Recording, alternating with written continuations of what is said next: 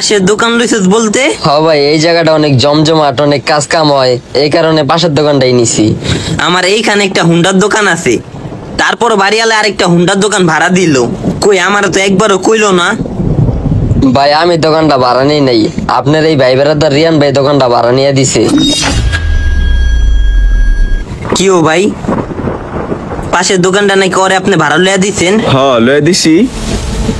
আমার এইখানে তো একটা হুন্ডার দোকান আছিলই, আর ওই কিন্তু আমার দোকানেরই সার্গিট। তো কি হইছে, তোমার রিজিক তুমি নিবা আর রিজিক ওই নিব?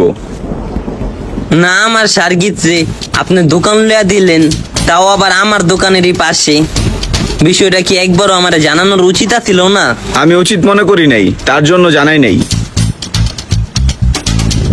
কি এখন কি তোমার কোনো সমস্যা হইতাছে?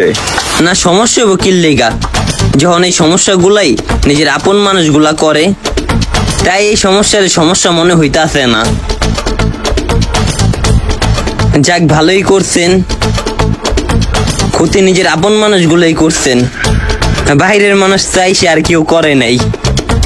আমার কোনো সমস্যা নাই, আমার এতটুকু আল্লাহর উপরে ভরসা আছে যে আমার আল্লাহ আমার রিজিক আমারই দিব, ওর রিজিক করে দিব।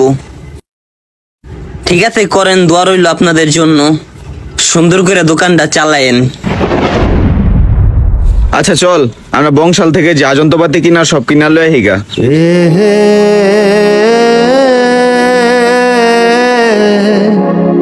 নিজের ক্ষতি যখন নিজের আপন মানুষগুলাই করে, তখন সেই ক্ষতিটারে আর ক্ষতি মনে হয় না।